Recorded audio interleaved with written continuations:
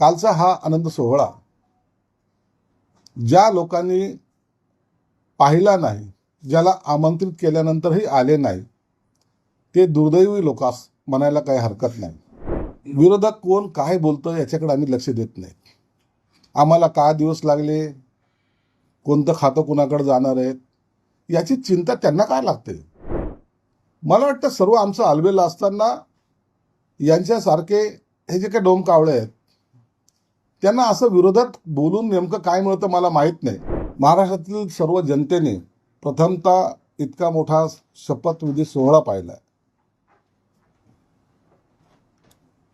जवळपास 50 ते 60 हजार जनतेने या सोहळ्याचा आनंदही घेतला. जे सरकार त्यांना हवं होतं, महायुतीचं सरकार येताना जे पाहायचं होतं ते काल त्यांनी पाहिलं पण, अनुभवलं पण. आणि या शपथविधीला देशातील मोदी साहेबांसहित अनेक मान्यवर उपस्थित होते. जी शंका काही लोकांना होती की महायुतीमध्ये ऐन वेळेला काही बिघाडा होतोय का, एकनाथ शिंदे साहेब शपथविधी घेतील की नाही घेतील, या सर्व प्रश्नाची उत्तरं त्या शपथविधीच्या समारंभामध्ये आपल्याला पाहायला मिळाली. हे आलेलं सरकार 5 वर्ष किती मजबूतीने चालेल याची ग्वाही या सर्व मुख्यमंत्र्यांसहित सर्वांनी दिलेली आहे. म्हणून कालचा हा आनंद सोहळा ज्या लोकांनी पाहिला नाही, ज्याला आमंत्रित केल्यानंतरही आले नाही, ते दुर्दैवी लोकास म्हणायला काही हरकत नाही. मी या सोहळ्याचा साक्षीदार म्हणून एक वेगळ्या दृष्टिकोनातून पाहतोय. कालच शपथ झाल्याबरोबर देवेंद्र फडणवीस साहेबांनी ज्या शिंदे साहेबांनी घोषणा केल्या होत्या किंवा ज्या योजना आणल्यात त्याची अंमलबजावणी चालू राहील असं स्पष्टपणे सांगितलं. म्हणून मुख्यमंत्री लाडक्या बहीण योजनेतून अंतर्गत जे काही 1500 रुपये दिले जायचे आता ते 2100 रुपये होणार आहेत. ही सर्वात आनंदाची बातमी कालच्या झालेल्या त्यांच्या प्रेसमध्ये त्यांनी सांगितली आहे.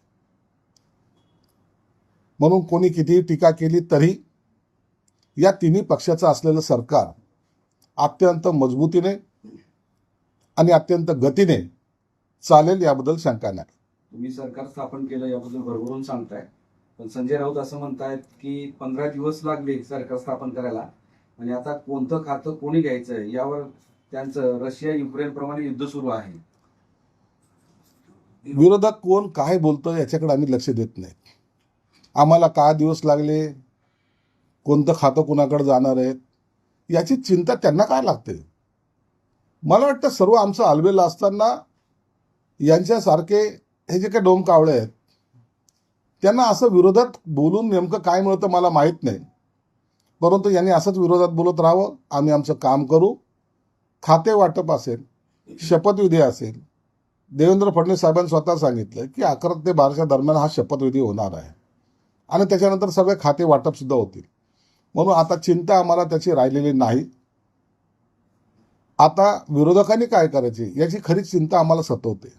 पण ते असे म्हणाले की भविष्यात काही लोकांना गाजर दाखवण्यासाठी पुढचा देखील अदब विस्तार केला जाईल. आम्ही काय करू याची चिंता तुम्ही करूच नका. सरकार मजबूतीने चालेल एवढं मात्र निश्चित. संजय राऊत असंही म्हणाले की शपथविधी होणारच होता, एकनाथ शिंदे आले असते तरी आणि नसते तरी तशा पद्धतीचं नियोजन झालं होतं, पत्रिकेतही नाव नव्हतं, त्यामुळे चित्र असंच होतं. म्हणजे भाजपचं सरळ म्हणणं आहे की शिंदे साहेबांना सोडून भाजपाने शपथविधीची तयारी केली होती. संजय राऊतांचं म्हणणं. संजय राऊतच्या म्हणण्याला काही कवडीची किंमत नाही किंवा अर्थही नाही. त्यांना असं वाटणं साहजिक आहे. त्यांना या माहितीमध्ये मिठाचा खडा टाकायचा त्यांचा प्रयत्न होता. परंतु नेमकी स्ट्रॅटेजी काय करायची, कधी शपथ घ्यायची हे सगळं ठरलेलं होतं. आम्ही सर्व त्या गोष्टीचे साक्षीदार आहोत. म्हणून आम्ही शिंदे साहेबांचे सुद्धा मनापासून आभार मानतो की त्यांनी आमदारांनी जी काही त्यांना गळ घातली होती त्यांना जी काही विनंती केली होती त्या विनंतीला सुद्धा त्यांनी मान दिला. स्वतः देवेंद्र फडणवीस साहेब 2 वेळेला शिंदे साहेबाला वर्षाला येऊन भेटले. त्यांचाही त्यांच्या शब्दाचा सन्मान राखला. म्हणून आमच्यामध्ये वाद असण्याचं काही कारण नाही. आम्हाला सोडून किंवा धरून हा शपथविधी होणार नव्हता.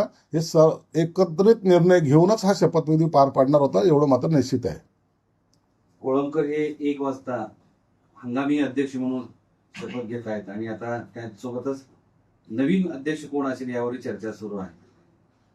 कोळंबकर ह्या सभागृहातले सर्वात ज्येष्ठ सदस्य असल्यामुळं त्यांना हंगामी विधानसभेच्या अध्यक्षपदाची शपथ ही आज 1 वाजता दिली जाईल. त्यांच्या अध्यक्षतेखाली सर्व नवनिर्वाचित विधानसभा सदस्य हे शपथ घेतील. 2 दिवस हे शपथविधीचा कार्यक्रम झाल्यानंतर 3ऱ्या दिवशी अध्यक्षाची निवडही होईल आणि अध्यक्षाच्या निवडीनंतर एक विश्वासदर्शक ठराव सुद्धा त्या ठिकाणी मांडला जाण्याची शक्यता आहे.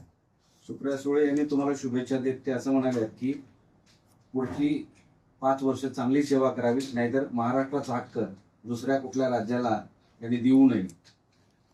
सुप्रिया सुळे फार दिवसानंतर बोलल्या, त्याबद्दल त्यांचा मी आभार मानतो. एक चांगला त्यांनी सल्ला आम्हाला दिलेला आहे. निश्चित त्यांच्या सल्ल्याचा आम्ही आदर राखू. सरकार चांगलं चालू. त्यांना आणि त्यांच्या पक्षाला किंवा त्यांचे असलेल्या सहकाऱ्यांना अभिमान वाटेल असंच राज्य यापुढे कार्यशील राहील, गतिमान राहील.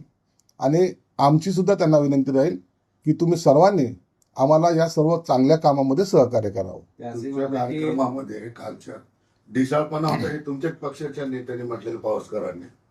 नाही, असं काही डिसाळपणा वगैरे नव्हता. इतक्या मोठ्या कार्यक्रमामध्ये थोडे बहुत गर्दी झाल्यानंतर नियंत्रणात आणण्यासाठी थोडी गैरसमज जर कुणाची झाली असेल तर ती थोडी बहुत होत असते. सुप्रिया सुळे असं म्हणाले की फडणवीस काल लाडकी बहीणचे 2100 रुपये देणार सुरू करणार असं म्हणाले. शक्य असेल तर 1 जानेवारी 2000 पासूनच ती मागणी मान्य करावी.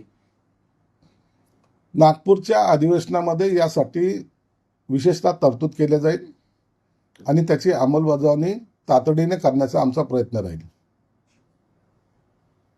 फडणवीस असंही म्हणाले की लाडकी बहिणीसाठी जे आहे तर योजनेची छाननी केली जाणार आहे असं ते काल बोलले. योजनेची छाननी केली जाईल याचा अर्थ असा नाही आहे की कुणाला बाद केला जाईल. चुकीचे कागदपत्र कोणी सादर करू नये आणि त्याचा चुकीच्या लोकांनी गैरफायदा घेऊ नये, हा त्याच्या मागचा फक्त उद्देश आहे. बाकी जे आहेत, जे व्हॅलिड झालेत, त्यांच्यावर कुठेही गदा येणार नाही. गुलाबराव पाटील आणि अमोल मिटकरी यांच्यात चांगलंच पेटलं दिसतंय. ते म्हणाले की गुलाबराव पाटील यांना मंत्रिपद मिळो की नाही मिळो ही सत्यनारायण चरणी प्रार्थना आहे आणि त्यांनी फक्त अधिक बोलू नये. मिटकरीच्या याच्यावर मी भाष्य करणार नाही. तेही विद्वान असल्यामुळे त्यांच्याबद्दलचं जास्त भाष्य करणं मला योग्य वाटत नाही.